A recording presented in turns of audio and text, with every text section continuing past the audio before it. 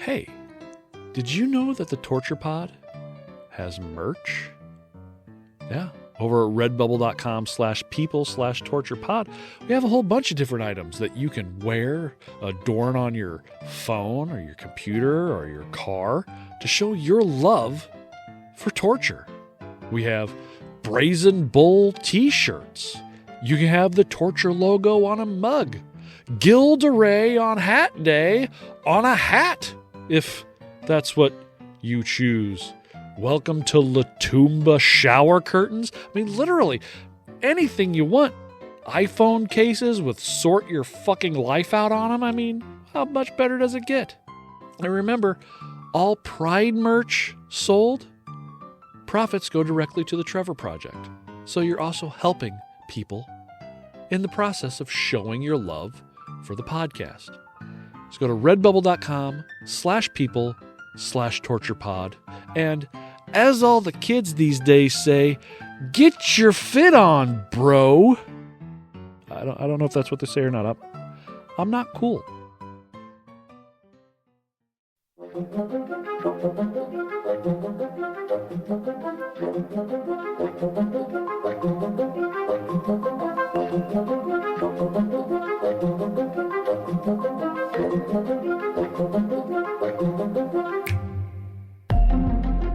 The subject of today's episode is a method of execution that shouldn't be the focus of this program, because the whole point of it was that it was to be smooth and painless.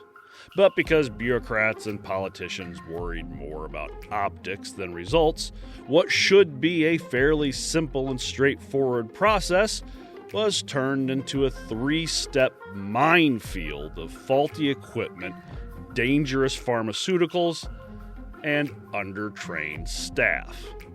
It was a death that could leave a prisoner full of needle holes, have them suffocate while still conscious, or even give them chemical burns inside of their bodies. And it was all created by a guy that didn't even work with the living. Today we give you lethal injection.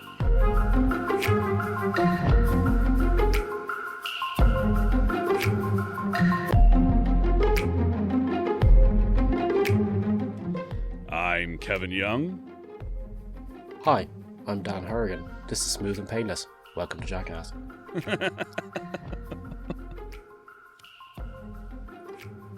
And this is torture.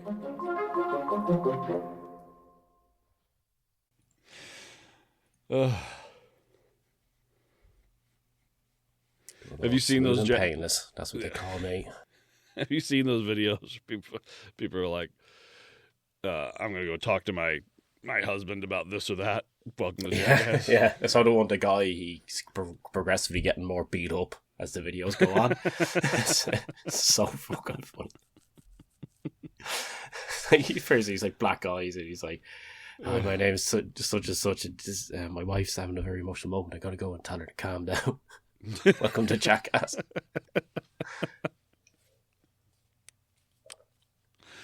Oh, fuck. Well, bud, what's going on? Same old. Yeah. I hear you. Nothing ever changes. No, sadly not. See, I have too many headsets. I have too many candles. Too many microphones. I just have a stack of notes sitting in front of me from a particular tabletop RPG I won't mention because I'm not allowed to talk about it anymore. Too many plumbuses for some. I don't. Yeah. Is it plural for plumbus? Plumbi? Plumbuses. Oh. Like 3 S's. Plumbuses. Maybe it's like fish. It's already plural. Yeah. That could be. Or geeses. Mooses. Mises. Yeah. See, we have the Teletubbies baby up there today in the background. I got. Yeah. Yeah. I don't know if you guys. Nah. It's a baby. I recognise the 85 now. Probably sitting there suffering from a drug addiction. Probably. Going through all sorts of shit. Snorting coke with Stephen King. Yeah. I don't know if you guys had My Pet Monster. It was a big thing in the early 90s. Yeah, I remember it. Oh, God, that was my... Oh, God, I had that monster. I carried that fucking thing with me everywhere. I was like Linus with his blanket. I had that. I took that thing fucking everywhere. Things I don't remember actually seeing them here, but I remember seeing ads for them and stuff. Yeah. You know, well, there's a movie, too. Oh, really? Yeah, well, it had like a little cartoon that was short-lived, and then put a movie out, and oh my God, it was not good, but I was ecstatic. I was like, there's a My Pet Monster on the movie, and I got one right here, and I'd hold it up. God, I love that. Trying to pull a Transformers, that's what they were doing. Pretty much, yeah. It only worked one time, people. Everything back then... Sorry, 2 times, mask. It only works 2 times, people. Everything back then was you just create a cartoon so you could sell toys. A toy, and then you make a movie out of it so you can sell more toys. So I mean that's all it was. But God, I carry that thing around with me everywhere. I love that. Thanks for nothing, George Lucas. That's what they do. You know, the whole thing of changing C-3PO's leg just so they could make a different toy. Because at the end of the first one, he has a red leg. The bottom half of his leg is red, and then they gave him like a gold leg and then a silver leg or some shit like that, and it's just so they can have more toys, because it's not like his character ever changed, whereas physically everybody else has changed. Each movie, right. They had a different look to him. You know, you've seen as like Obi-Wan definitely had a different look to him anyway, because he was dead. So yeah. Darth Maul, you could get it 1, or you could get it where it came apart into 2. Yeah. Yeah. That's funny. God. Oh, fucking shit. All right, well, since we've been yelled at about too much banter, I guess we should just jump right into it. God. The banter's why I come here, right? I know, it's the whole reason I'm here. I'll just mute myself and just zone out now. Yeah. Everybody else can learn something. Something fun. Yeah. I feel like I had something else I wanted to talk about before we got going, and I cannot remember. You're not allowed to. Me what it is. You're not allowed. We're under a strict schedule. I have it written down right here next to my Duncan and Durgan's notes. All right, Dan, let's take you back to March 18th, 2010. Greenville Correctional Center in Jarrett, Virginia. You're a man named Paul Warner Powell, and this is your last day alive. In January of 1999, you brutally stabbed to death 16-year-old Stacy Reed and attempted to kill her sister Christy. You were caught, tried, and convicted of capital murder, resulting in the punishment of death. Appeals come and go. You're retried in 2003 and found guilty again, so you sit on death row for 7 years after your final trial. And finally, the day comes. You spend it like any other day. No special meals, no family visit, no religious advisor, and minimal contact with others. You spend most of your last hours alone in a death watch cell. Shortly before 9 p.m., you are escorted to the chamber. You are strapped to a gurney without incident. You're outwardly calm, quiet, and unemotional. You put up no resistance and make no arguments. That's because I left an upper decker in the toilet before I left. I think the upper decker, I think the tops of the toilets in prisons are actually the sinks, aren't they? You just shit in the sink. Not like I was going to care. I wouldn't be there. The IV lines were put in quickly and securely. The warden asks if you have any final words. You say no, but have given a written statement to be read after you're gone. At 9 o'clock, they administer the first of 3 drugs. The cocktail for this specific execution is sodium thiopental, panicurum bromide, and potassium chloride. Your eyes close. Your eyes close, your breathing slows and stops. No movement, no gasps, no visible distress. And by 9:09, you pass. What would seem to witnesses peacefully. This is the torture of lethal injection. Doesn't seem too torturous, does it? No. More so than try. The guillotine ones, I think, though. Yeah, not too bad. So let's try again. Dan, you are a man by the name of Joseph Cannon.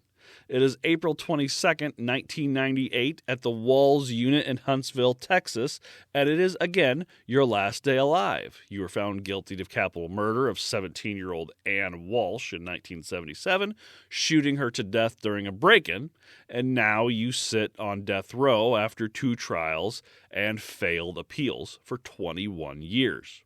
Just like when you were Powell, you received no special visitors or religious advisors. You are strapped to the gurney, and the IV is placed in your right arm, and the drugs are pushed through the line.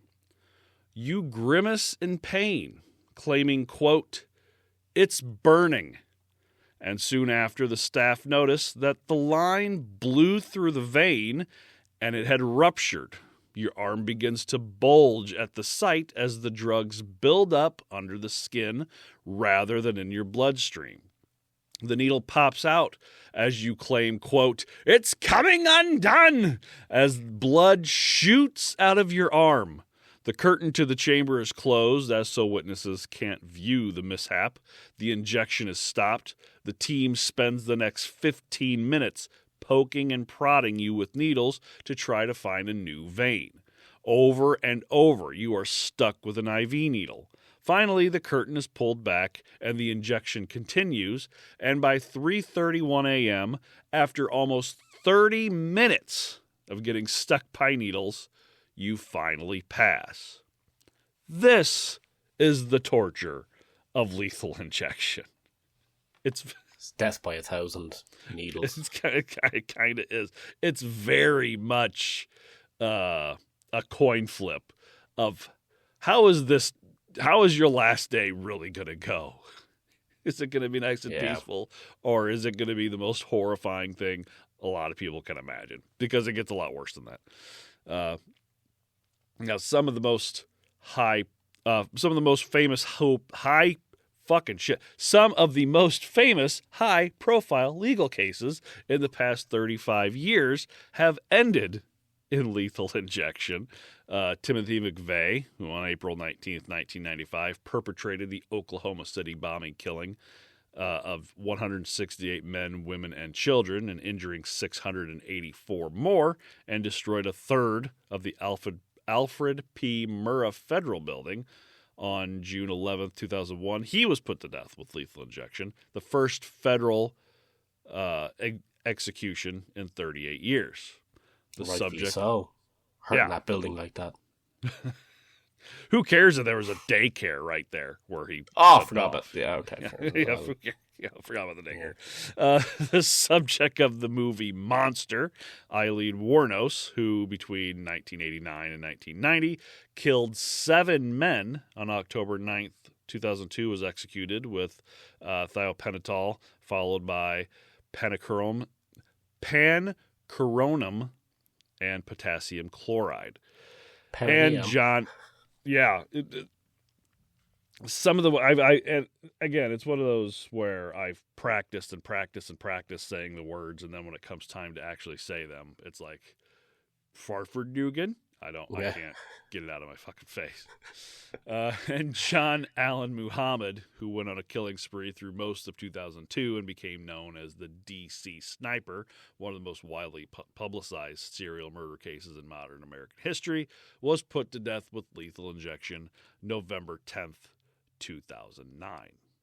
Now, there's a whole host of others that have gone down to lethal injection. I kind of wish Ted Bundy would have got it, but he got the electric chair, and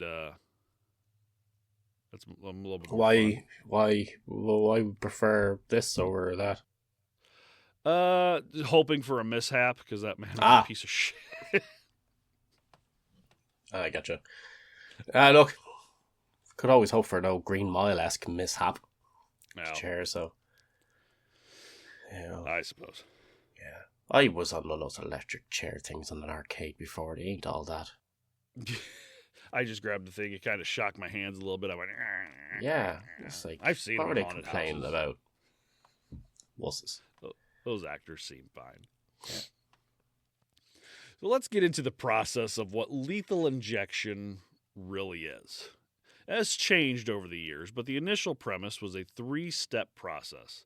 After the standard last day BS, special visitors, priests, yada yada, you are strapped to a gurney in an execution chamber lined with windows for witnesses, the victims' families, lawyers, press, political figures, to watch you pass. An IV is placed, and the medicines are pushed. They start with a, quote, ultra-short-acting barbiturate to induce deep unconsciousness within seconds, usually sodium thiopental. It crosses the blood-brain barrier fast, depresses the central nervous system and brainstem function. Then they move on to a paralytic, or a neuromuscular blocker, traditionally pancreonum bromide. It paralyzes all skeletal muscles, prevents movement or gasping, halts diaphragm movement to stop breathing, and creates an outwardly, keyword, outwardly calm death. Then, inside you're screaming. Yes, we'll get there. Last but not least, they push potassium chloride. Now, this immediately disrupts the heart's electrical conduction and stops the heart.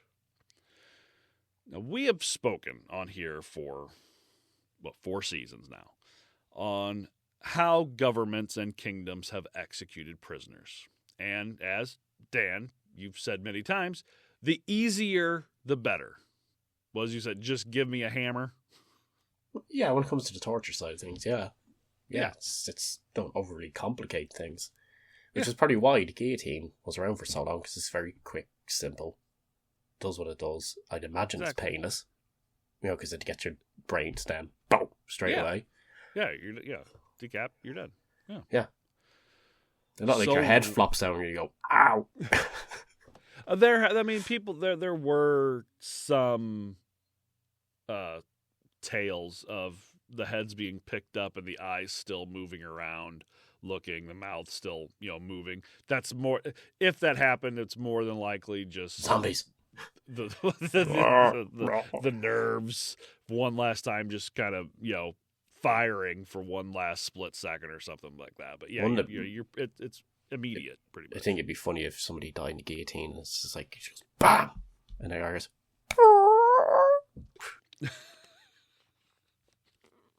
Or so that'd be my parting gift. Comes off and just 3 raccoons come out the neck.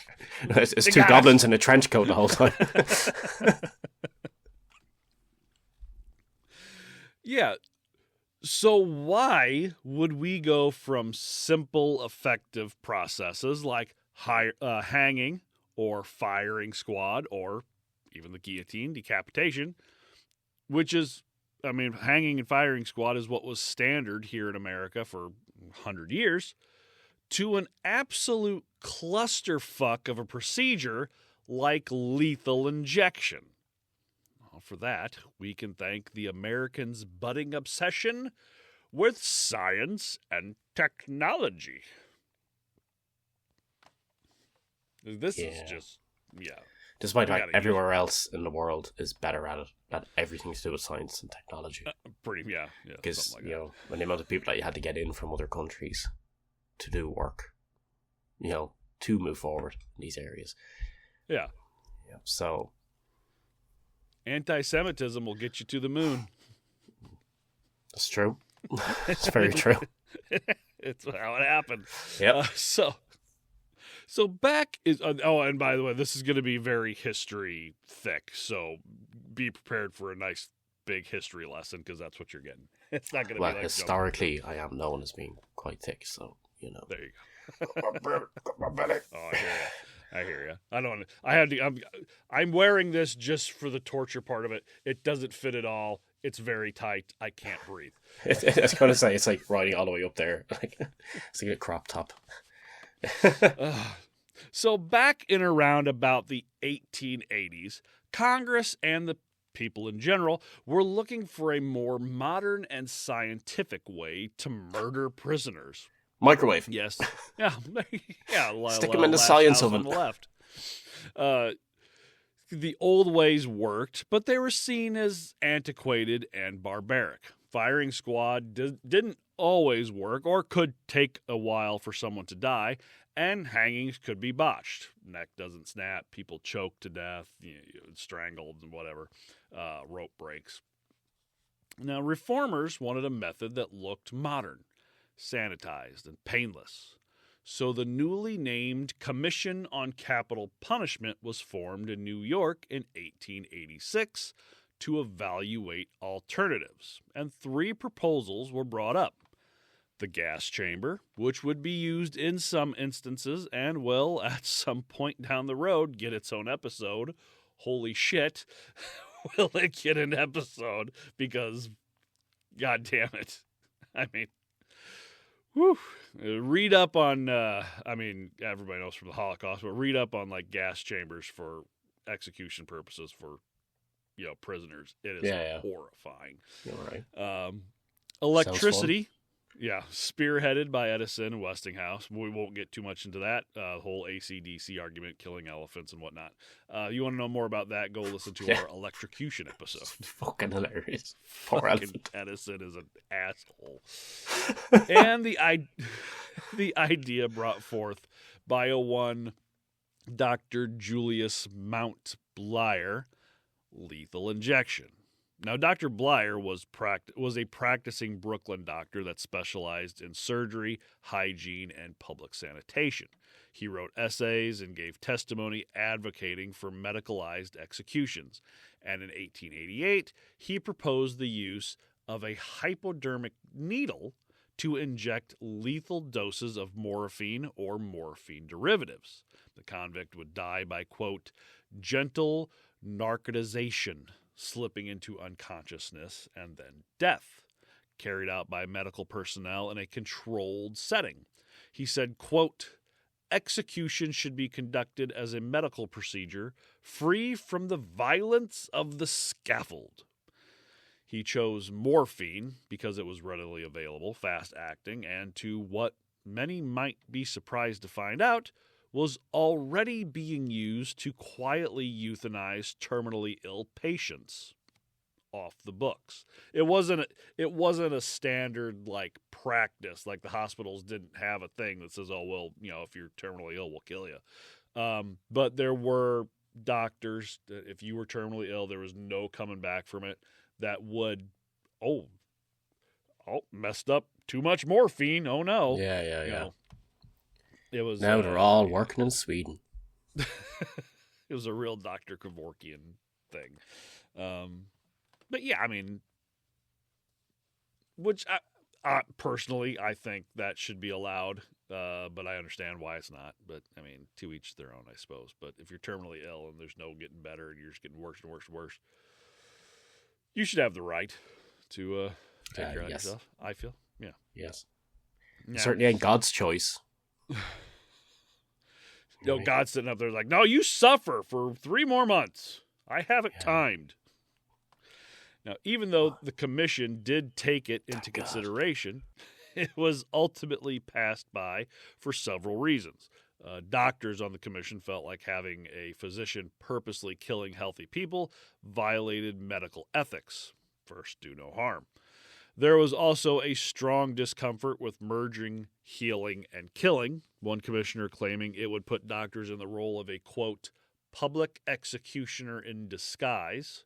They also worried that even though morphine was known to induce unconsciousness, it might cause partial awareness, give a slow or lingering death, or induce vomiting or convulsions.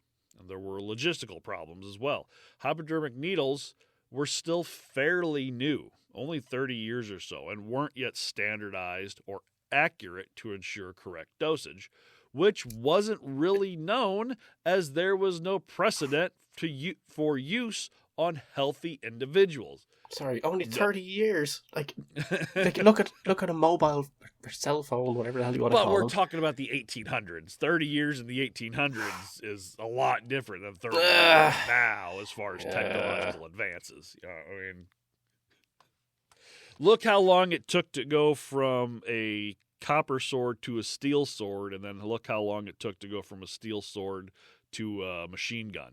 That's true. I saw this. Saw this thing for, like weird crossovers in history, and it was like apparently, the samurai era was happening at the same time as the American Civil War. Yeah, and the only reason is the samurai lost was because of the Confederates, because they bought a boat, and then they ended up selling it to the Japanese emperor guy, or want to be emperor, who then used it to defeat the shoguns or whatever. And that apparently, technically, Abraham Lincoln could have sent a fax to somebody in Japan. You sent that. I was like, you sent that. I sent you the video. Yeah. Like, what the absolute fuck? Yeah, it's ridiculous. Well, fax is still crap.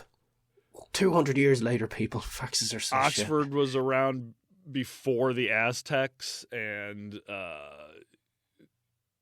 Abraham Lincoln could have gone to Japan and played with Nintendo cards. Yeah. So yeah, time is fucking weird, man. It's real fucking weird. Yeah. Oh God, people say 20 years ago, and I'm thinking 1990. Yeah, me too. Yeah. Anyway. But yeah, there was no real precedent for using that amount of morphine on a perfectly healthy individual than there was for using one for a terminally ill patient. You don't need near as much for somebody who's already on their way out. It also looked too much like putting down an animal or like a medical treatment. And then, of course, there was politics. Dr. Blyer was well known in certain circles, but he and lethal injection were going up against the electricity with the backing of Edison and Westinghouse. I mean, powerhouses. So after propaganda... Literally. No pun intended. So after propaganda and pressure from the electric industry, the commission went with the chair. Again, you want to hear more about the electric chair? Go listen to our electrocution episode. Now, in the 1930s, so let's jump forward about 50 years. In the 1930s, the public in the U.S. was beginning to discuss letting doctors euthanize the incurably ill with barbiturates. Hypodermic needles were now commonplace, and intravenous anesthesia was standardized. And groups like the Euthanasia Society of America, that must be just either the most fun or the most boring group to be a part of. The Euthanasia Society of America. Should be the Young Euthanasia. It'd be great if they had a junior chapter of it. They would be way too conservative for me. I'm sorry. The Young Euthanasia Society of America. You'd be afraid to go to their meetings with a cold. Not feeling too good today. It's like, well, we know how to take care of that. But groups like the Euthanasia Society of America normalized the concept of doctors administering lethal drugs.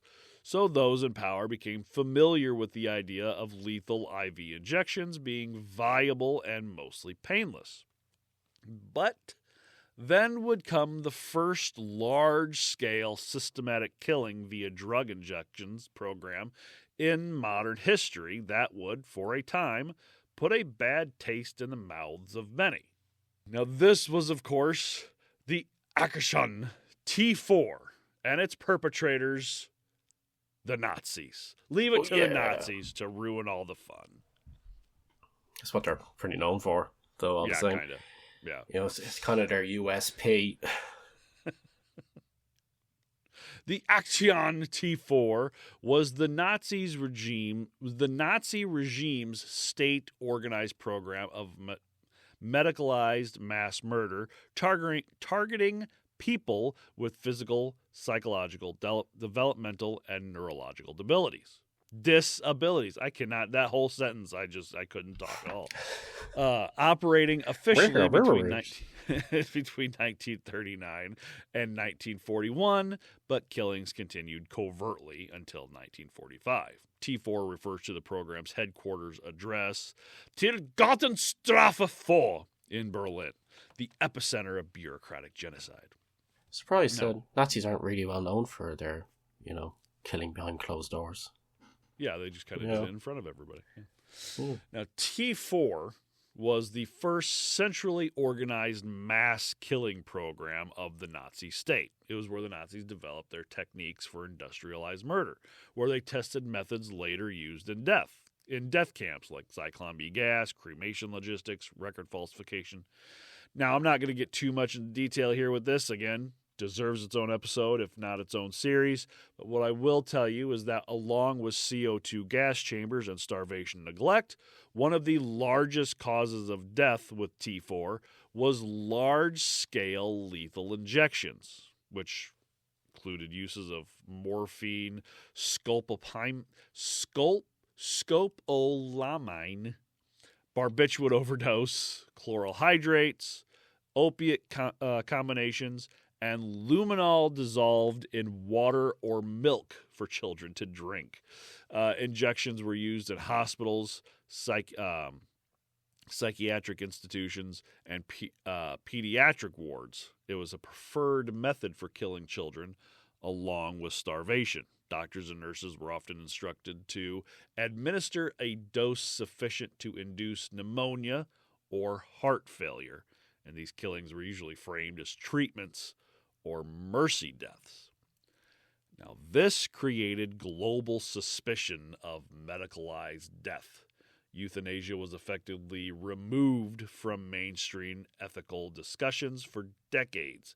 After the war, medical associations around the world banned physician participation in executions because of T4, a rule that still applies to this day and will cause serious problems later on in the story. So because the Nazis were basically like, look, there might come a time, there's going to come a time, where we're going to want to kill an awful lot of people en masse and be able to cover it up as much as we possibly can. So therefore, we're going to start testing it.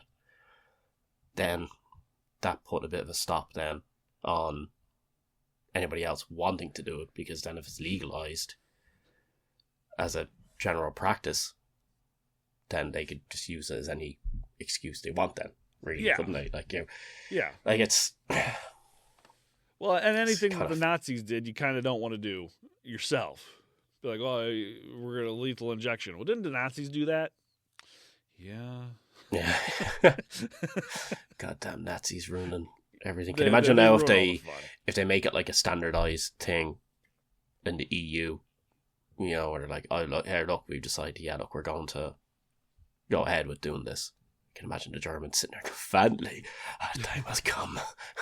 Yeah, anytime back, boys. Any country decides to do something Nazi-esque, somebody from Germany should stand up and be like, we've practiced this, and maybe it'll put a halt to it.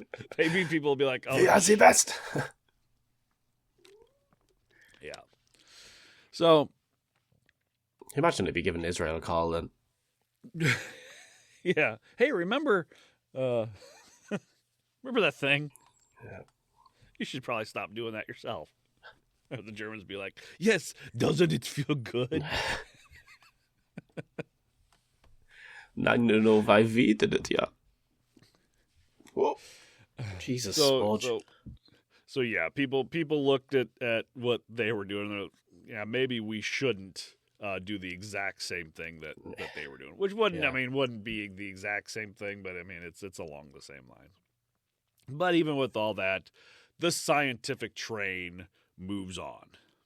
Maybe not the best analogy to use after speaking of Nazis, but here we go. That's a different kind of train. You should never talk about trains and Nazis in the same breath. Now, into the 40s and through the 50s, the pharmacological field exploded with newer and better drugs.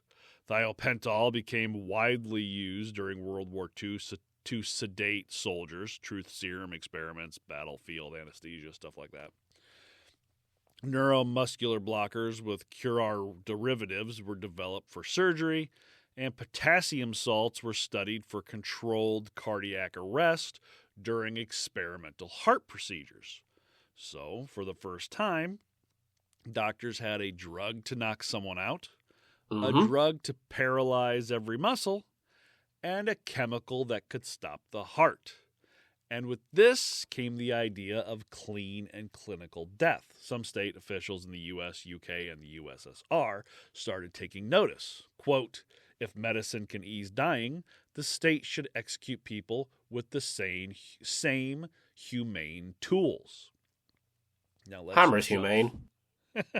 Can be. Or a guillotine, or just a gun to the back of the head. Yeah. It's lots of ways, but they want that new fancy foreign science sci-fi version. It's gotta have more than one step, otherwise it seems too simple. If there's something weird, if it's too easy, it can't be too easy, otherwise it's not science. That's true. They're just waiting for the day they can do Go Demolition Man on it and just fucking freeze everybody.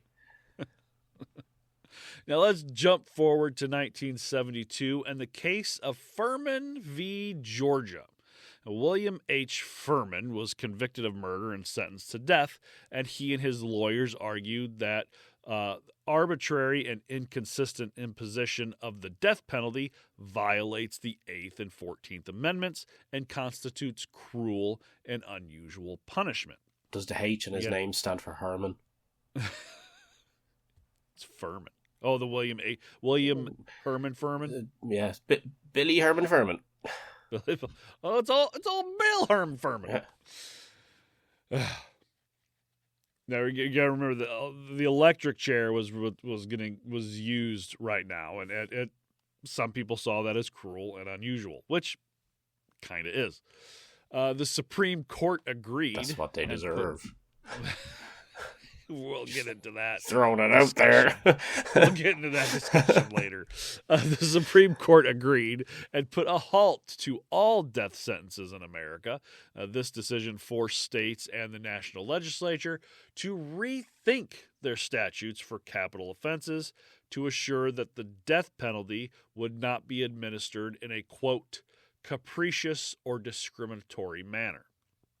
And what state would take the first step to find a method that, 1, looked more humane, 2, avoided lingering death, 3, appeared medical, clean, and modern, and 4, minimize spectacle and visible suffering to replace the chair in the chamber? Please take a step forward. Dan, can you take a wild guess of what state was the first one to come up with lethal injection? Georgia. Close. Well, not, kind of. Oklahoma. Forgotten state. I forget that one never. I always forget that exists. One of them, yes. What's it known for? Looking like a frying pan. Ah, cool. And Oklahoma, and the Oklahoma City bombing, and Oklahoma University. Oh yeah, we talked about that earlier on. Yeah. Yeah, we talked about. Oh yeah, we talked about that. Oh, that thing. Yeah, where the stuff happened. Oops. It's known for being close to Texas. Now, Bill Wiseman, a Tulsa Republican, decided to take it up upon himself to find a doctor that could figure out a way to kill cleanly and painlessly. But since no practicing doctor would dare take part, he had to get clever. Can't find a doctor that deals with living people to help, then go to one that deals with the dead. So he approached Dr. A.J. Chapman, the state's chief medical examiner, or as he called himself, a dead body doctor. I thought he was going to call himself Chappie or something. Chappie? Yeah. He had extensive knowledge of how anesthetics overdosed killed, paralytics, and the effects of potassium on the heart, and it was he that came up with the 3-step process in 1977 of how to better execute inmates, not really, but knock them out, paralyze them, stop the heart. And on May 11th, 1977, Governor David Morin signed into law the Oklahoma model of lethal injection, becoming the first jurisdiction in the world to legally authorize lethal injection. And of course, it's the South, passed with almost no scientific review, but that didn't matter. It appeared humane and modern. The three drugs, sodium thiopental, pancuronium bromide, and potassium chloride, were all readily available and cheap. So and they couldn't pronounce them, so therefore they knew it was fancy. Yeah, I don't know what them big words are, but all I know is I don't have to keep hanging this rope off my favourite tree. So by the early 1980s, Texas, New Mexico, Illinois, and California adopted protocols based on the Oklahoma model. And this first use of this happened on December 7th, 1982 at Huntsville Unit Prison in Texas. Believe it or not in Oklahoma. Texas used it first. There was too much red tape to go through in Oklahoma, and Texas was just ready to start killing. That's where all my exes live. All your exes live in Texas? Yeah. Convicted murderer Charles Brooks Jr. would be the unfortunate test subject, and by all accounts, it went off without a hitch. IV placed, 5 grams of sodium thiopental injected, loses consciousness rapidly, pancuronium given to paralyze him, potassium chloride administered, and death pronounced 7 minutes after injection began. Witnesses described it as quiet, and soon more and more states adopted the Oklahoma model. Countries like China, Thailand, Vietnam would begin using it with modifications, and it even inspired discussions in the UK, Argentina, and the Philippines. But even though this new model seemed clean and painless, problems began to surface. In order to administer a lethal injection, you need a good, sturdy vein to place the needle in. But many prisoners, especially those on death row, are long-time drug users. And intravenous drugs usually have the nasty side effect of collapsing one's veins. Don't you go tarring all those scumbags with the same brush there, Kevin. I may have raped and killed up and down this country, but I never once did one intravenous drug. How dare you put me in with these hooligans? Obesity, rolling veins, and dehydration would also contribute to complications of just getting the very first part of the procedure done. Like that's where it just starts. You have so many more steps to go through, and you can't even get the first one done. Bring back the gallows. Now, trained doctors and nurses, those with years of training and practice, could... Keep saying train again, Kevin. We've already covered this. You can't say train anymore. I'm sorry. It will be said. Damn trained nurses. Well, they're training. Now, they could easily probably figure out a way to get these prisoners' IV lines set. I have seen nurses take quite a long time to get IVs in before, but I would feel like a nurse with the proper past work, I'm trying not to say train, I feel like they would probably be able to finally get one in a decent amount of time. Yeah, they would. However, no one in the medical field would dare take part in a medically induced execution. So, the prisons would have to use their own medical staff, EMTs, or even prison guards to place the needles. You get other prisoners, they're really good at putting needles in their arms. Just let him do it himself. He already knows how to do it. He's a fucking seasoned pro. I've been doing this stuff forever. So this would lead to failed needle sticks, blown out veins, and fluid leaking into the soft tissue instead of the bloodstream. And if sodium thiopental doesn't reach circulation, the inmate the inmate, that sounds... It's an Australian. It's Australian. Yeah, mate. The inmate. Jim mate was bloody ripper. It says inmate and then might, and I skipped the mate, and I straight to the might, so it's inmate. Inmate. Inmate. The inmate might feel...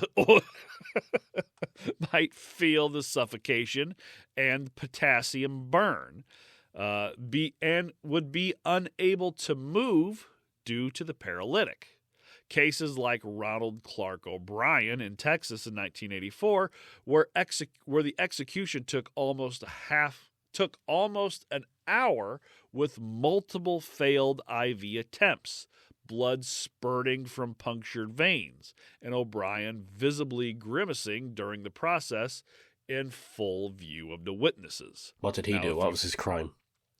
Oh, God, you know what? I was hoping you'd ask about this. People in the true crime community who really like to deep dive might know his name. But most of us know him as the Candyman. And he is the reason your parents would freak out about poison in your Halloween candy. Because in the 1970s, I believe it was 1977, he poisoned his son with cyanide-laced Halloween candy to collect the insurance money. Cool. Yeah. Nice. So he's the guy who keeps showing up every time I talk into the mirror. Say it 3 times. But like, yeah, he's a big fat white guy. Yeah, so they accidentally miss the veins. It's a possibility. Well, this guy didn't kill the son. Oh, just start fucking stabbing him with the needle. I'm looking for a vein. I just can't seem to find one. Next thing he looks like a human cheese grater or something. It's just covered in holes. My grandma used to have a big fabric tomato with a bunch of needles in it. I imagine he probably looked like that.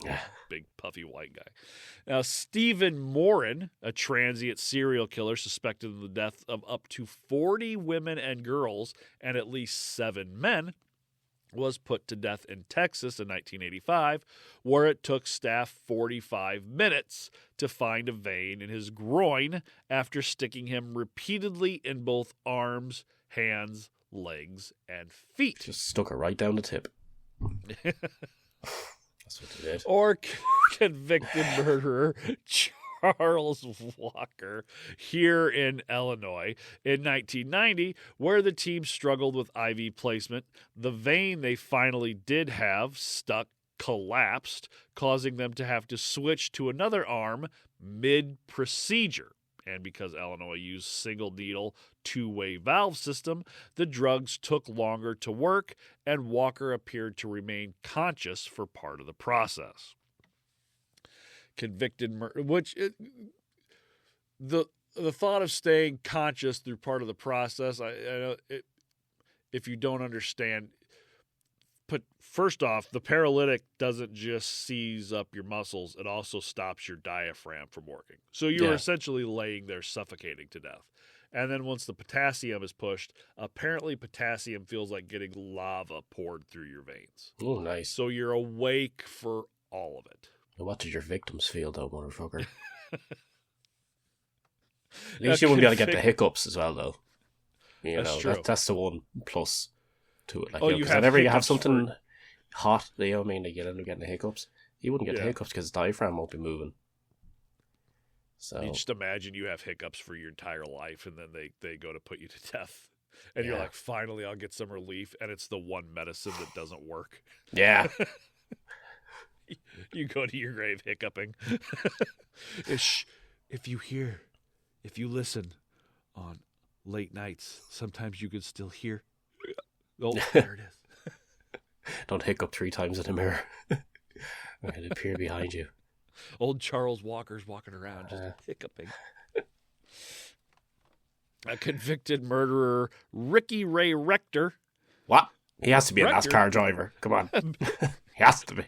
Ricky Ray Rector. Ricky Ray Rector coming around the last corner. He's got to go through Ricky Bobby. Rector barely knew. It is a very, at least from Arkansas, it's a very, very Arkansas name. Yeah. Good old Arkansas. Ricky Ray Rector. What a name. You know, you don't finish first, you finish last. Yep. In Arkansas, Billy Joe, Jim Bob. I pulled my butt cheeks apart as Mike Honcho. Playboy magazine. Anyway, love that movie. In Arkansas in 1992, where the team stuck his arms and hands for over 50 minutes looking for a vein, journalists reporting they could hear Rector moaning during placement. And kidnapper, rapist, and child murderer Rommell Broom in Ohio in 2009, where technicians failed for 2 hours to place an IV. Broom cried, winced, covered his face, and even tried to help them find a vein just so they could get the whole thing over with before the governor finally had to order the execution stopped. I mean, how bad is it where you're like, maybe they'll just fuck up and then be like, we can't do this execution. And after 2 hours, you're like, right there's a vein there. Just put it in already. Put it in, please. Just get it over with. I can imagine him sitting there just literally with his arm lying there and just tracing her finger across him. Is it there? Try it. Bam! Nope. Is it 1 more millimeter to the right? Nope. Bam!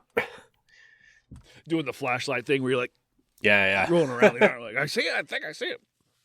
Well, it probably didn't help that Rommell Broom was a black man, and I would imagine that veins, not trying to say anything bad, but I would imagine the veins in a darker skinned person is probably harder to find than in a lighter skinned person, because like you and me, Dan, we're white. You trying to imply that he was taking copious amounts of intravenous drugs, and that was why? Yes, because of his skin color. Exactly. It's just why he was taking those drugs. That's why. Yeah. But you look at my veins and you can see just blue all over the place because I'm fucking pale as shit. Yeah, same here. It's that doctors have never had a hard time with nurses. I said doctors. Nurses are the ones who actually place the IVs. All right. They have never had a hard time placing an IV on me because my veins just poke out and they're blue as shit. Yeah, if I was in that chair now, they'd walk in and be like, "This is going to be the quickest, easiest job we've ever done here." They would just be able to walk in with a squirt gun and spray it at me, and it would go straight into my veins because they're just right there.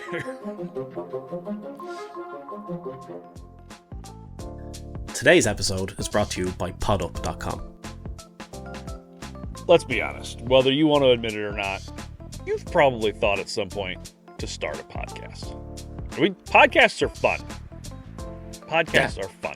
You and I have a good time on here, Ken. Just get on, talk junk. Yeah. I mean, it's some dark content. What we're talking about isn't necessarily fun, but we make it fun. We have a good time, and we would never even met each other if it wasn't for podcasts. So that's true. Podcasts and Canadians.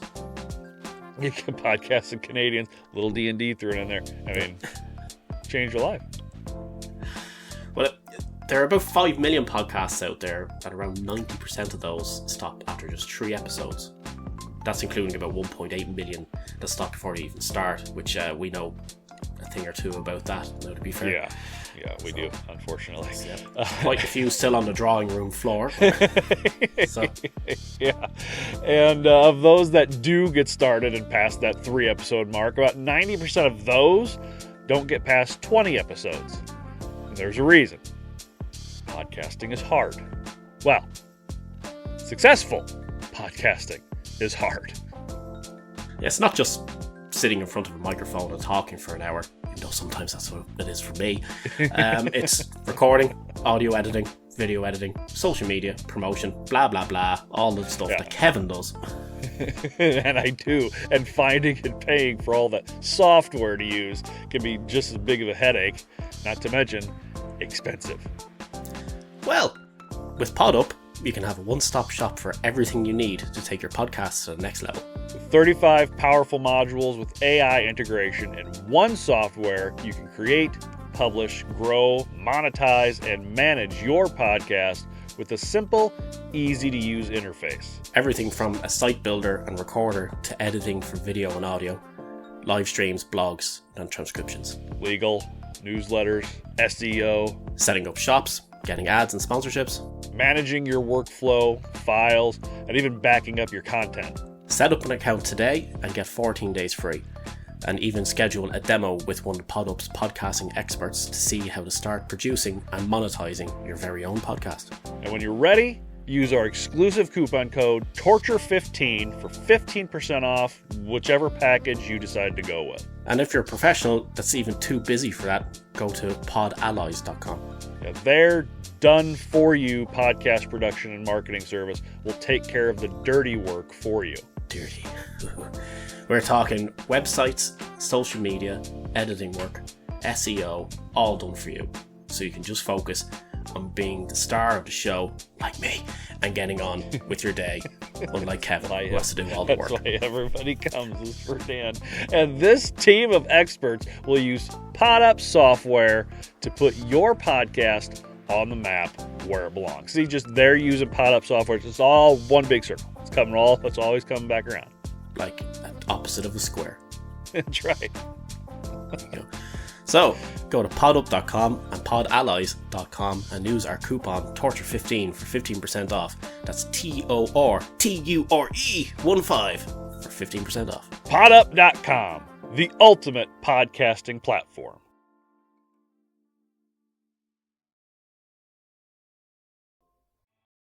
Hey guys, Kevin here. So if you have a beard, or somebody in your life that you love has a beard, and you haven't gone to thebeardstruggle.com and used our exclusive coupon code TORTURE19 at checkout to save 19% off your entire order, what are you doing? Why not? I don't understand. They have everything you could possibly need for your beard or for the beard of the person you love. Growth kits, oils, washes, creams, butters, trimmers, straighteners, everything you could need for your beard, your hair, your face, your entire body.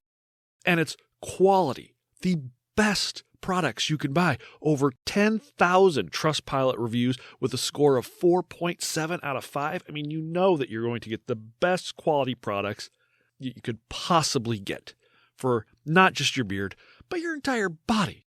And with their 90-day money-back oath of honor and our exclusive coupon code TORTURE19, use at checkout, again, to save 19% off your entire order.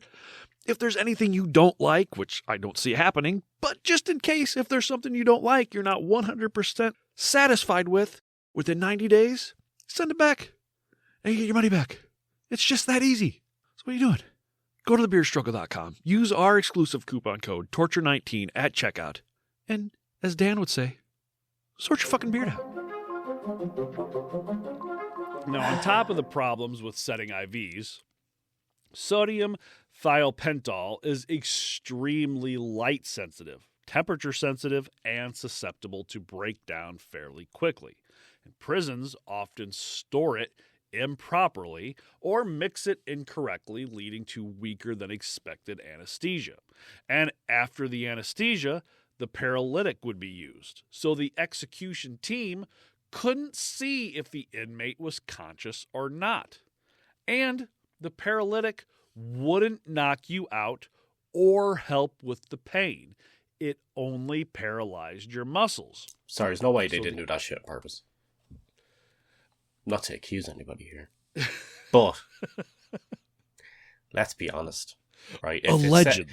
If you have two big-ass bottles sitting there and it says mix 200 milliliters with this and 200 milliliters with that, and then you start freaking out about the metric system and all this sort of load of crap, or whatever, you know. But, like, the easy thing to do is for the guy running the show, turn around and ask, hey, who here bakes? Because they know them, they're going to fucking get that shit right, you know? Yeah. But, like, it's very easy to read 2 fucking numbers, or even 5 fucking numbers, and know which one is which to mix that shit. You do have to remember that these aren't nurses or doctors. These are just I'm sorry. Yeah, I forgot prison wardens can't read numbers. Yeah, these are sometimes just guards who... We're guards. Yeah, their guards are just like the prison's medical team. And there's somebody who knows someone who works in the medical team in a prison. If they can tell the prisoner's number, they can tell what number to put into the fucking bottle. I can tell you now. Hey, like, bring a prisoner 457. Bring up 628. But again, the prisons didn't store things properly, and things, you know, even if they did feel like it got mixed the correct way, I guess, again, sodium thiopental is very light sensitive, and I imagine it probably comes in those little glass vials so you can see this stuff. And it hits the light, and all of a sudden it degrades, and it doesn't imagine work. they probably kept it in the fridge next to the milk in the canteen. You know, and it's like, it just has a little post-it note on it that says, Jeff's do not drink, or something stupid. Sodium thiopental, a bottle of milk, some puddings, a urine sample. Some Coke. Oh, Stephen King's here? Yeah. So the inmate would feel everything and not be able to do anything about it, was what I was getting to. Now, one of the most famous cases of botched lethal injection was that of Angel Nieves Diaz in Florida in 2006. The team had placed the needle through the vein, causing the drugs to be injected into the muscle instead of the bloodstream. Diaz remained conscious, grimacing and moving throughout the procedure. A second dose of drugs had to be administered into his body, taking 34 minutes to die. An autopsy found chemical burns throughout the tissue. Which, nice.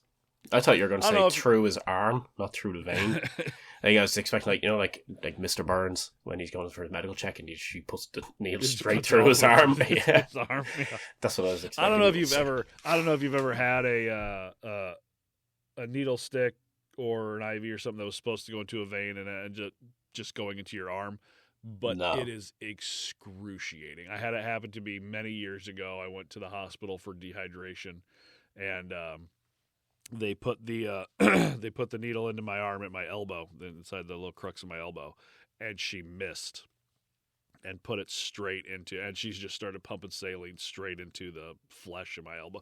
Nice. My God, it hurts so fucking. It felt like somebody was like pulling on the skin away from the rest of your body. It hurt so fucking bad. And then when she took the needle, I took the needle out. She didn't take it. I said, "This is something wrong." I ripped the fucking needle out, and fucking saline just goes psst, out of my arm. I was like, "That's not right." Jesus. It hurts so fucking bad, dude. Now, not to mention that prisons weren't a top-of-the-line medical facility, and much of the equipment used had issues. Faulty IV tubes, clogged butterfly needles, and improper needle gauges caused many problems. Cases like John David Autry in Texas in 1984, where the anesthetic appeared to crystallize in the IV line, and tubing had to be flushed while the staff whispered about clogged lines in front of the witnesses. Jesus. That's fucked up. So I might be thinking, why not just give them a huge overdose of a barbiturate? Just a simple single drug method. Well, that was mostly for optics. And make it a suppository. When shove this. Oh, I mean, that might be just as much fun. Too much fun. Yeah. Lethal injection. It can't be that much fun. Too much fun. So when the Oklahoma method was developed by a man that eventually said, quote, "I wish they would have never contacted me because he regretted greatly what he had helped develop," they did it because the 3-step method looked modern and clinical.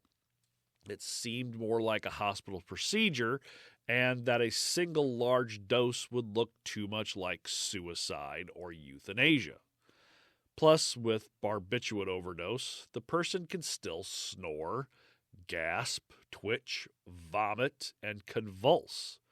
They can take a long time to stop breathing, and adding a paralytic would ensure that none of that would be visible to the witnesses and journalists.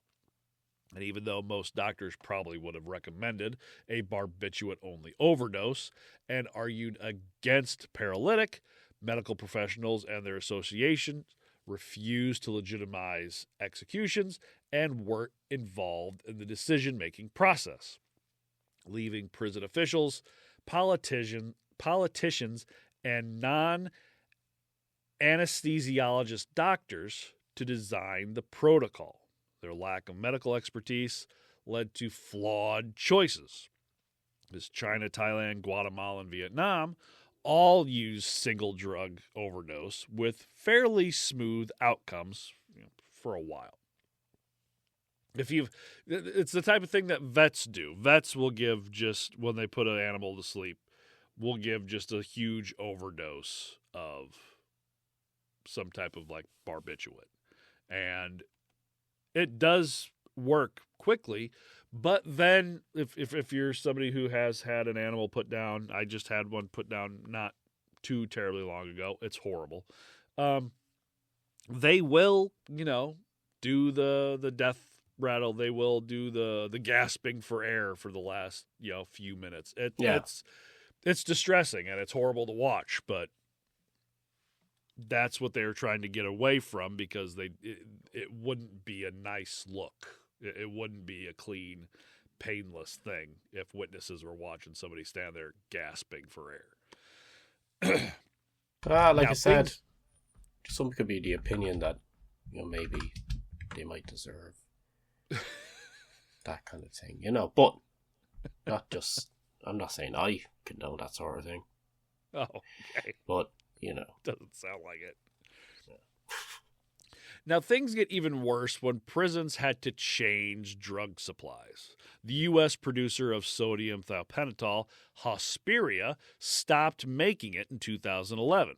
They moved production to a plant in Italy, but couldn't guarantee the drug wouldn't be used for executions, and they didn't want to face legal or political risks, so they just stopped making it.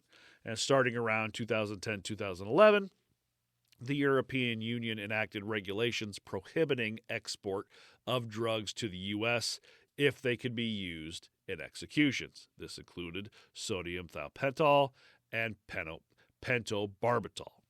So some states tried to import sodium thiopental from abroad, but regulatory problems emerged. Many foreign versions weren't FDA approved or were misbranded. A lot of these were from like Africa, whose pharmacies were also like above a daycare and stuff. So not places you really want to get your medication. Yeah. Yeah. Yeah. Now this forced... They did what they could. We're trying our best here. Yeah.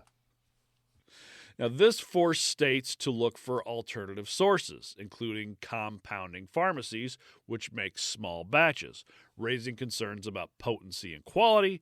Pharmaceutical companies generally didn't want to be associated with capital punishment.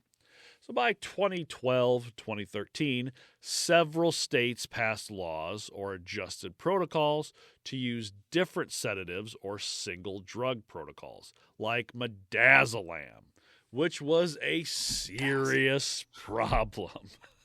Midazolam! You can't bedazzle people while you're killing them. Midazolam is not a barbiturate. It has a ceiling. Stupid words. Midazolam. Do. Midazolam. Do.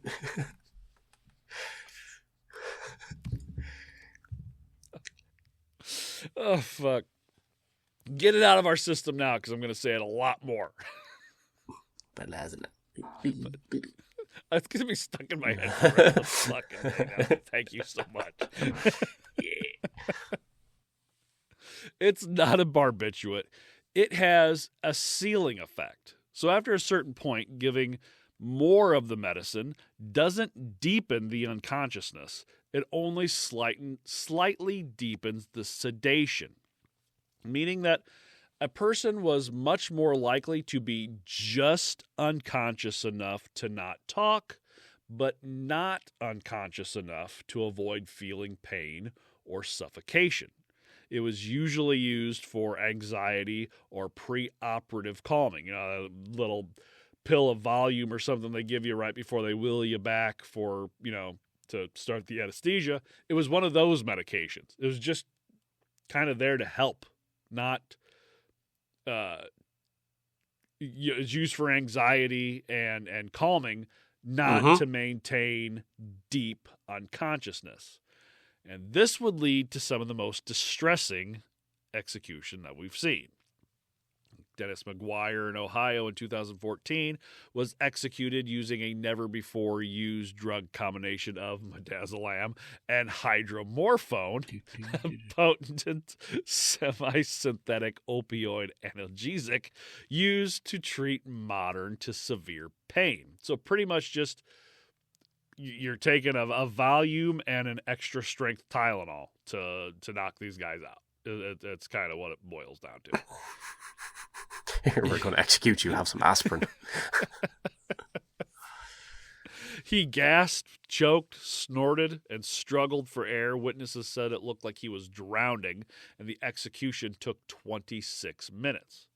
In Tennessee in 2018, Billy Ray Eric was put to death using midazolam and displays. I can't not hear it now.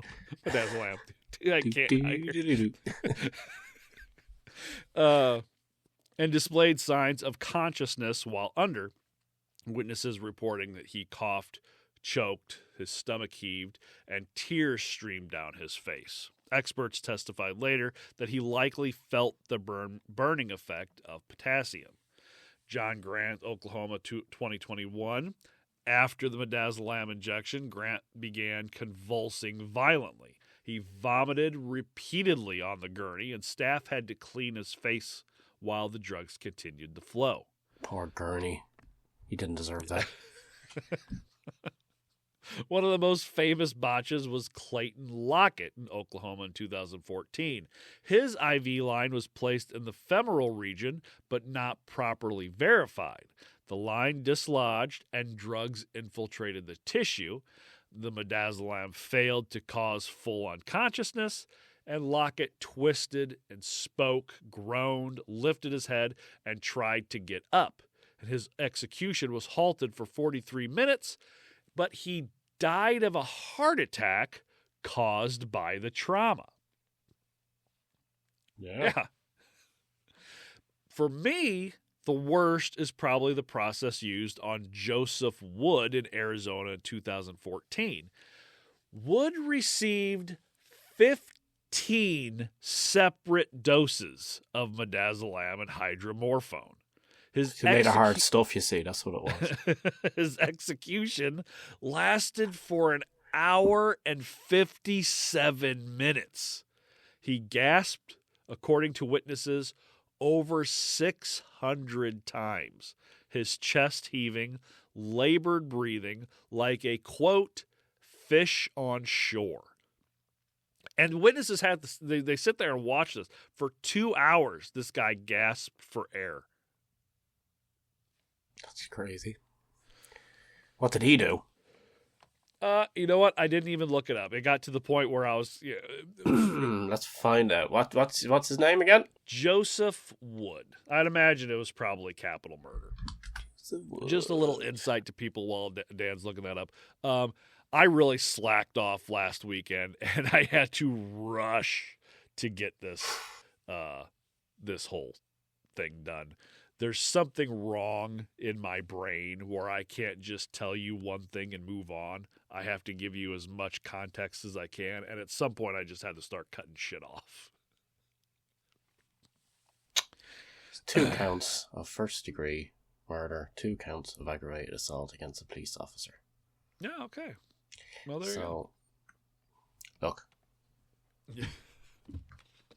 Maybe he sat there and watched his victims struggling to breathe for a while after he beat the living shit out of them and then shot them. You know? We're going to have a discussion after this episode, and I feel like I know which way Dan's going to go, but we'll see. That depends. So why use midazolam? Well, for that you can thank a man by the name of Dr. Roswell Lee Evans. He testified as a key expert witness in favor of midazolam on behalf of 6 different states: Alabama, Florida, Ohio, Montana, Oklahoma, and Tennessee, even though he's not actually a medical doctor. He got his pharmacy doctorate after just 18 months of post-grad study and has been working as a college administrator since 1994. Those who can't do. Teach. And through deposition after deposition, he has admitted that he has had absolutely nothing to do with the research into midazolam. And when he testified in support of using midazolam before the Supreme Court, half of his 300-page expert witness report consisted of printouts from drugs.com. Nice. Thank you, Internet. That's brilliant. We need a t-shirt now that's like one of the Muppets and in the lethal injection. He's just got like a syringe. Yeah, like we have like Fonzie sitting there trying to press the button or some shit, and they're fucking it up. Did you say Fonzie? Oh, whatever. Yeah, actually, I said Fonzie. Instead of Fozzie. I know. It's just Fozzie Bear in a leather coat and a pompadour going, "Hey, waka waka." But that's a lamb. Now, inmates in Arizona actually sued the Department of Corrections so as not to have midazolam used in their executions. And the department said, well, why don't they just bring their own drugs to be used for their execution?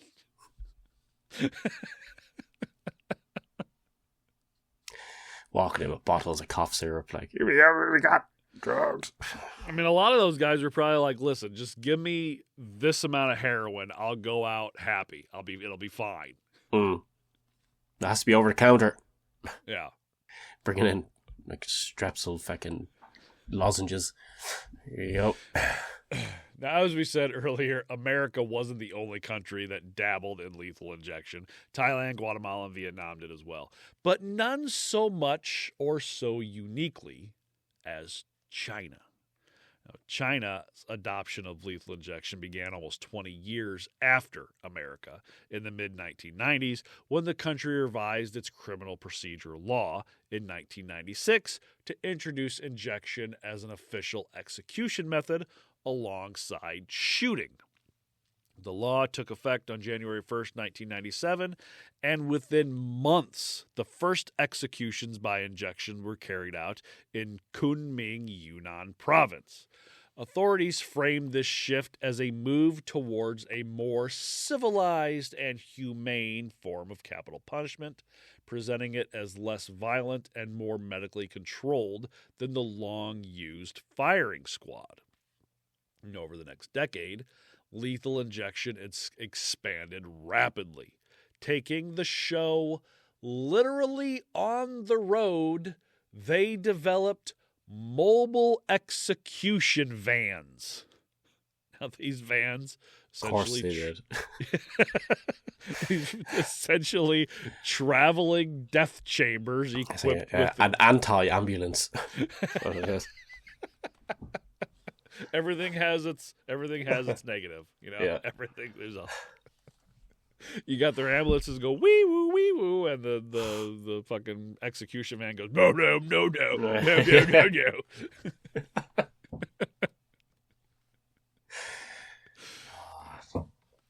Crazy bastards.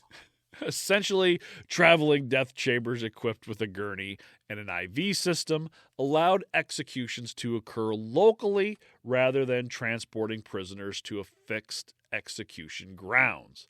By 2000, now this isn't happening like centuries ago. This is 2003. Provinces such as Yunnan deployed fleets of these vehicles, justifying them on the grounds of efficiency, cost saving, and privacy. They just pull up to your door, just knock on your door.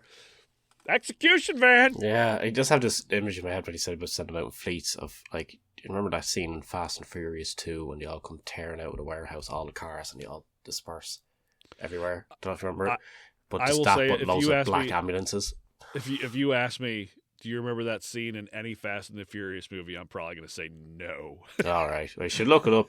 But it's just like tons of cars all just come driving out at the same time and just kind of disperse all over the place. And I was like, just imagining that, but with loads of black ambulances. It's like with loads of kind of. So it's like when the rebels were taking music off. playing. Yeah, like when the rebels were taking off from Hoth. And they kind of. Yeah. Okay. Yeah, you weren't. Fast and Furious. You got to get nerdier. Okay. If you it's want like you got to get nerdy. It's like when Gandalf there you appeared, go. appeared in the east at sunrise. But with black ambulances. There you go. Now, the Supreme seventh day.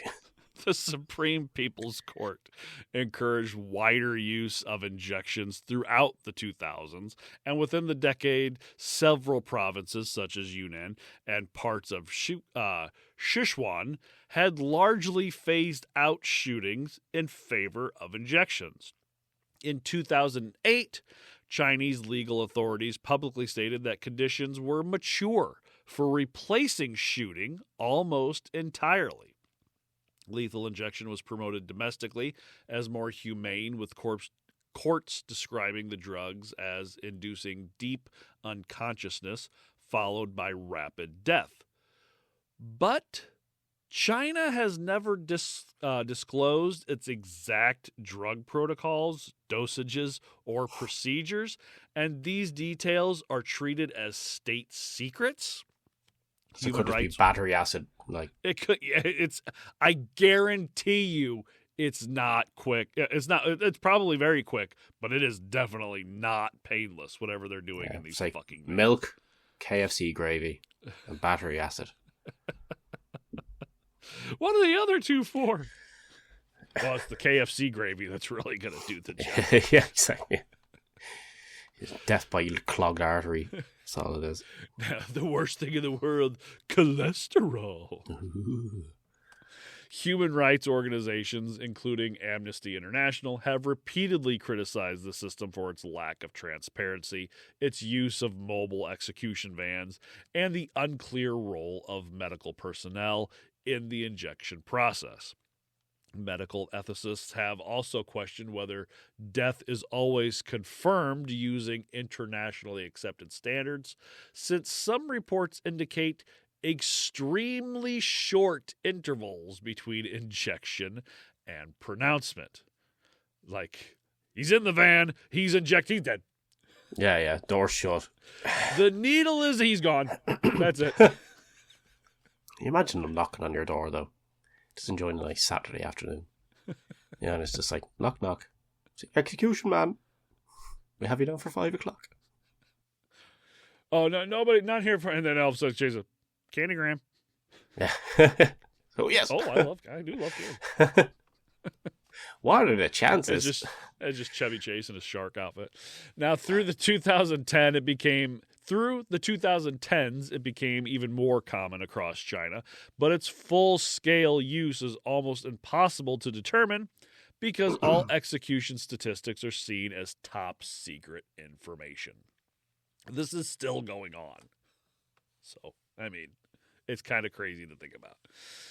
As far as America goes, lethal injection machine keeps moving, but with much less fervor as it had just a couple decades ago.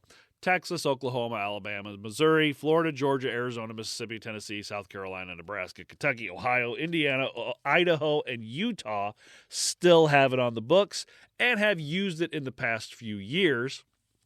Oddly enough, South Carolina and Utah will also still allow firing squad when the drugs are unavailable. Imagine somebody getting ready to shoot the prisoner in the firing squad. All of a sudden, if somebody's cell phone goes off. It is legal in California, Oregon, Pennsylvania, Nevada, Arkansas, North Carolina, Louisiana, Montana, New Hampshire, and Colorado, but are not being used due to moratoriums or practical halts. Now remember, the whole reason for moving to this new advanced form of execution was to give the prisoners a more humane, clean, and painless death, and to avoid the, quote, botches of hanging, firing squad, in the electrical chair. Which is ironic, since with difficulty establishing IV lines, prisoners' prisoners moving or writhing on the gurney, prolonged deaths, visible distress, and internal chemical burns, that the supposed medical death has a 7% complication rate, which is higher than hanging, firing squad, and the electric chair. But you have less cowboys riding up and shooting the rope, though. That's true. Yes, I've seen them riding into the observation room and shooting at individual IV lines and then thrown on the back of a horse. And it's a lot. Those IV lines are a lot smaller than the ropes. It's so much harder to hit. So maybe it's time to reevaluate the process. And they did in 2024. So in 2022, Alabama tried to execute a one Kenneth Smith, but the executioners could not establish IV access after hours of attempts. Smith screamed in pain as technicians jabbed him repeatedly, puncture wounds found in his arms, hands, and chest. The execution was canceled. Well, postponed. They got a really big rock. Which would have been better. Because in 2024, they decided to try nitron gas. But this didn't turn out much better. He convulsed violently for almost 15 minutes and gasped for air. Observers calling it torture. Hey, that's the name of the show. But of course, that doesn't stop them. They have used this method several times since, the process even migrating over to Louisiana. Dan, I feel like I know what you think about the death penalty. Depends on the circumstance. Yeah. I know there's a lot of people out there who are staunchly against it, no matter what the circumstance is, and I understand that. I completely do. I get it. Human life is human life. It makes you no better than the person who has done the crime if you're to take their life. I completely get it. And I've always been on the fence about the death penalty. I don't agree with. I understand that some of these people are just absolutely horrible monsters, but I don't think making them suffer like that does anybody really any good. No, I joke, but I wouldn't. Yeah, I know. But that doesn't necessarily mean that I don't think that certain people, because there are a lot of people who say, no, you should never kill somebody. But okay, well, given the chance to take out Adolf Hitler before World War II, would you have done it? And I'd like to think that a lot of people would say, yeah, probably. Then we wouldn't have the Volkswagen Beetle. That's true. Well, I guess it was all worth it then. We got the Beetle.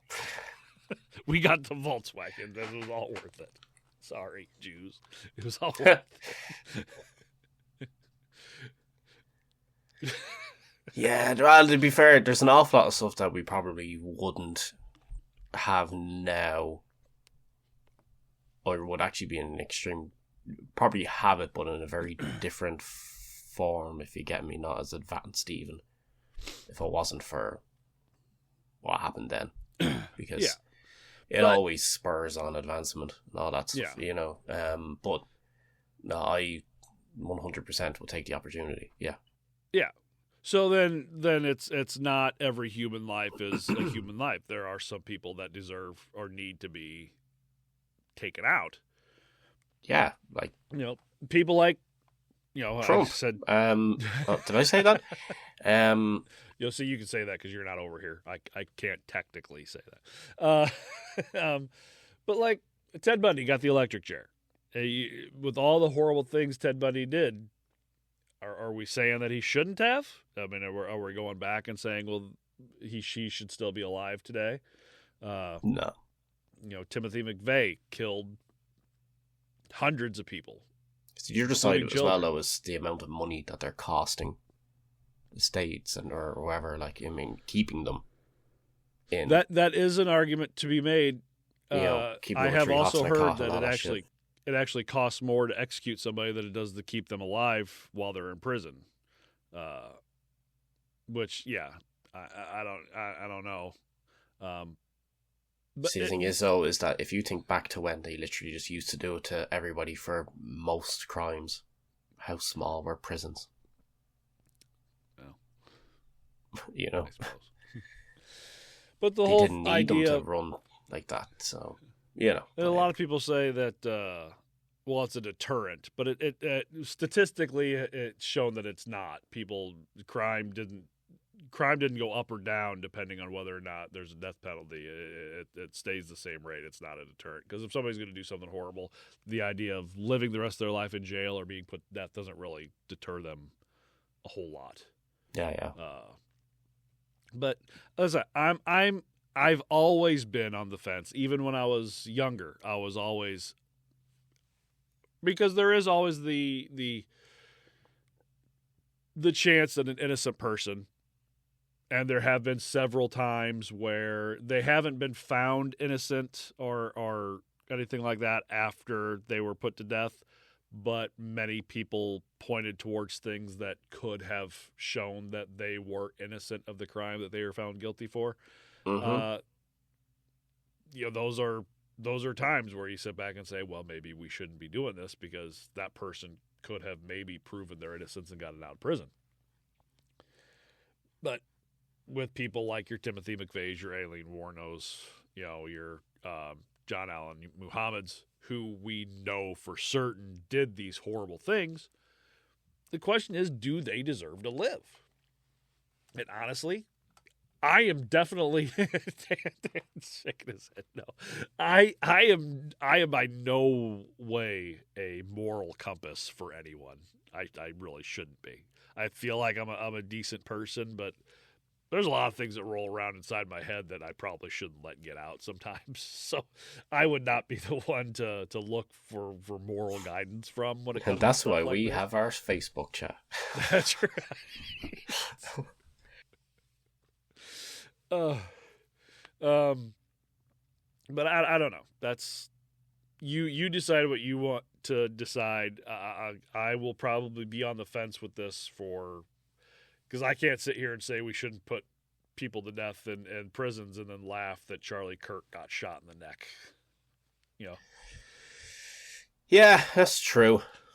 That's true. Yeah, look, it's like anything at all.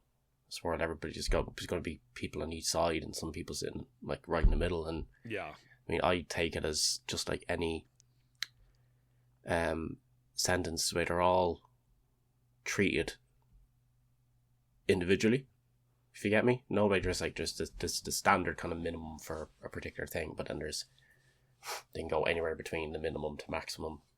Right. When they're setting it based on how they feel, what fits. And like that's the thing. That's not like everybody whoever does a particular crime gets this boom straight. That's it. Like right. I mean, it's so.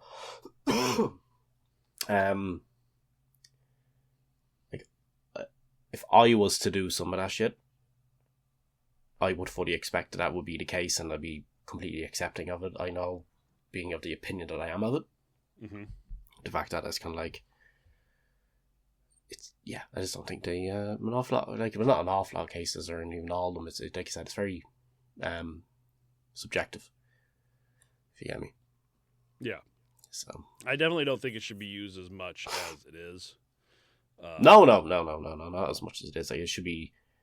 I think the extreme, the very special. Yeah. No, I get it. It's a complicated discussion.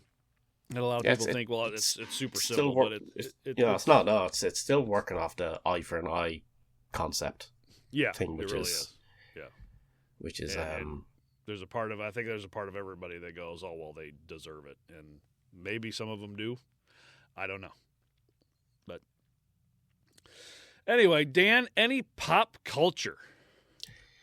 There's enough of them. Yeah. Apparently, the Lazarus Project. It? But I haven't ever watched that. Apparently, I don't remember. I need to look it back up, watch it again. Though Death Note apparently had a scene with it. The opening of Assassin's Creed, the movie, right? Dead Man Walking, very famously for it. Yeah, one to definitely recommend, based on the fact that the botched side of things is Law Abiding Citizen. We watched that a while ago. Yeah. And then I think the actual future version of what it is they're doing, even though it's a different thing altogether, but it still would have probably killed them anyway, is the big ass machine in Total Recall. Yeah. There you go. How's that cat doing? That cat's an idiot. Anyway, but that's about as much as I could About it. come up with. Like, there's a usual thing. If you look up on IMDb, it gives you suggestions that not all of them actually fit in, because I think it just takes it as anything to do with what you call it, to do with execution and stuff like that. But like, I think it was Venom. Actually, it wasn't Venom. There was a scene in the but it wasn't. It first wasn't or second a one? lethal injection type thing. It was a Oh, clinical wasn't it? study or something like that. I don't think so. Oh. No, if I remember right, I don't think they're giving him. I thought was it not Woody Harrelson's character or something? They were putting him to death. Oh, the second one. Oh, I didn't even think about that one. That's a possibility. I don't remember. Just looked it up. Yeah. There. Was it? So the whole thing is that he's on death row, and he's supposed to get a lethal injection, but they inject him with carnage instead on purpose. Oh, okay. Which is really the best case scenario. Yeah. That's true. All right. Well, thank you to our patrons, Willow Quinn Fowler, Sam. I can never pronounce. It's like a medical term. Is it beers? Beers. You need to have the parentheses with the little hyphens in them, so I know them. And MCAT.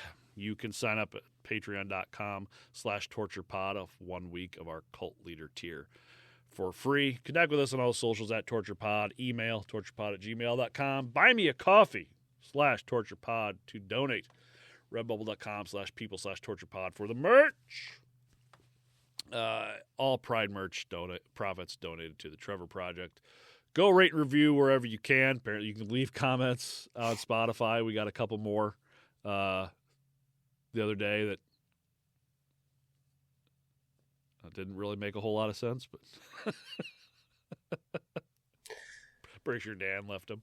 So thank our sponsors. You can support us by supporting them. Hint for our next episode: whether it's made of steel or attached to an animal friend, it fucking hurts. Dan, any words of wisdom? Yeah, don't use intravenous drugs, because if you ever decide to murder somebody, they won't be able to find your vein, and it will hurt you. Yeah. A lot. So, or you could just skip the murder part. Skip the whole. Do the drugs if you want. I don't give a shit. Yeah, do all the drugs you want. Just don't kill people. Yeah, that might be a bit better, but that's probably better. You know, don't do silly shit, and we won't talk about you on here. How about that? Don't do something stupid enough to get you on a podcast. Yeah. Oh fuck! All right, well, I think this one's gone on long enough. Take care of yourselves. Take care of one another. We'll see you.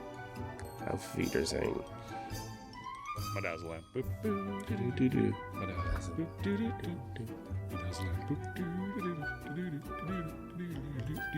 Midazolam.